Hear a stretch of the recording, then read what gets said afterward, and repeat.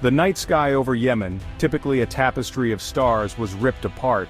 Blinding flashes illuminated the barren landscape.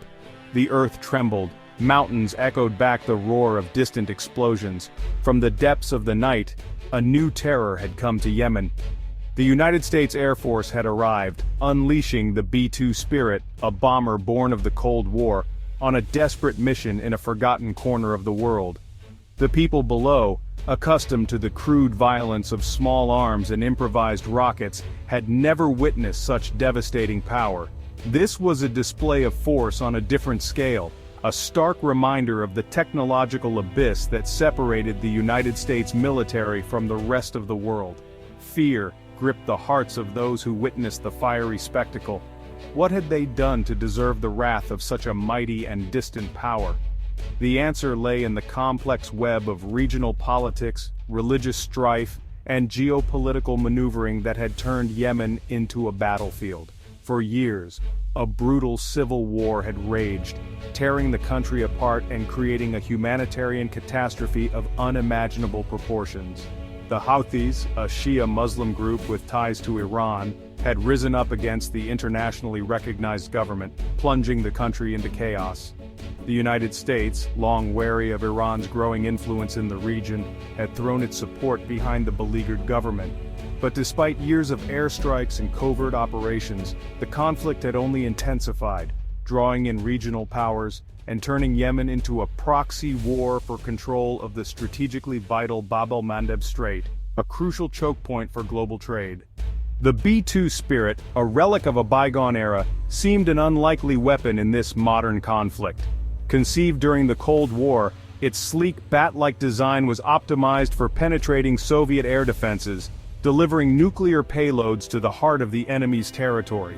Its stealth capabilities, unparalleled in the world, were meant to render it invisible to radar, allowing it to strike with impunity. But the Cold War had ended decades ago, and the Soviet Union was no more. Yet, the B-2, a testament to American military might and technological prowess, had found new purpose in the deserts and mountains of Yemen. Its ability to evade even the most sophisticated air defenses made it the ideal weapon for striking high-value targets in contested airspace. Its payload, once reserved for nuclear annihilation, could now deliver conventional munitions with pinpoint accuracy, minimizing civilian casualties while maximizing strategic impact. The B-2's deployment to Yemen was a clear sign of American resolve.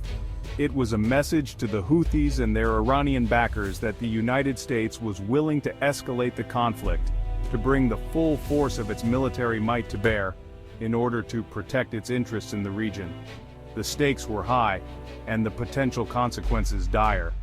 The world watched with bated breath as the B-2s, shrouded in secrecy and mystery, carried out their deadly mission, their bombs illuminating the night sky over Yemen. The deployment of these formidable aircraft marked a turning point in the conflict, a dangerous escalation with unknown repercussions. To understand the gravity of the B-2's deployment, one must first delve into the tangled roots of the Yemeni conflict. The Houthi movement, named after its founder Hussein Badreddin al-Houthi, emerged from the Zaydi Shia sect, a minority group historically concentrated in northern Yemen. The Houthis, marginalized and economically disadvantaged, harbored deep-seated grievances against the Yemeni government, accusing it of corruption, discrimination, and neglecting their region.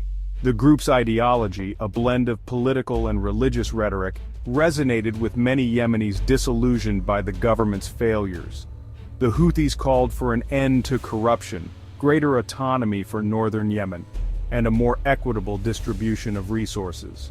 Their message, amplified by skillful propaganda and fueled by popular resentment, found fertile ground among the impoverished masses. As the Houthis gained strength, they attracted the attention of Iran, a Shia power with its own regional ambitions.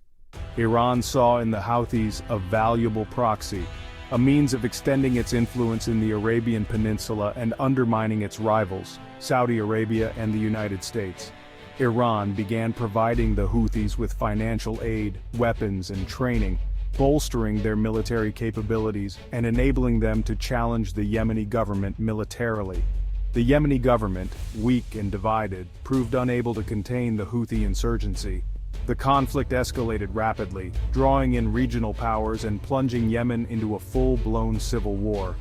Saudi Arabia, fearing the rise of a pro-Iranian state on its southern border, intervened militarily on the side of the Yemeni government, launching a devastating air campaign and imposing a crippling blockade on Houthi-controlled areas.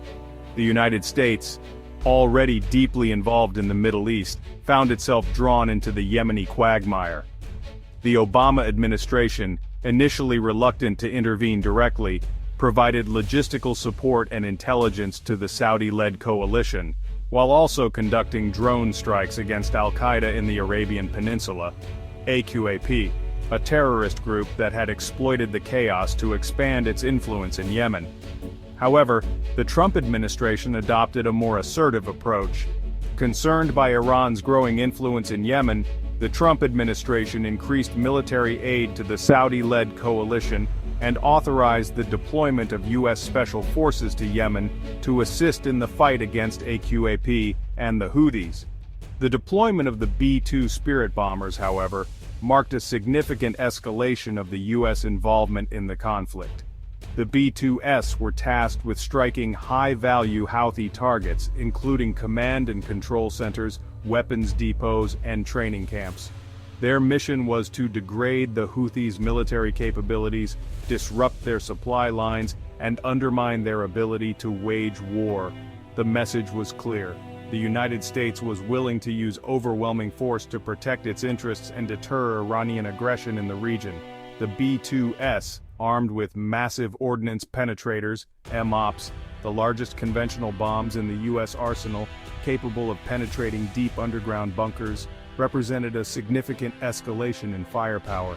The MOPs were designed to target hardened targets, such as underground nuclear facilities, and their use in Yemen underscored the seriousness of the situation and the U.S.'s determination to cripple the Houthis' military infrastructure.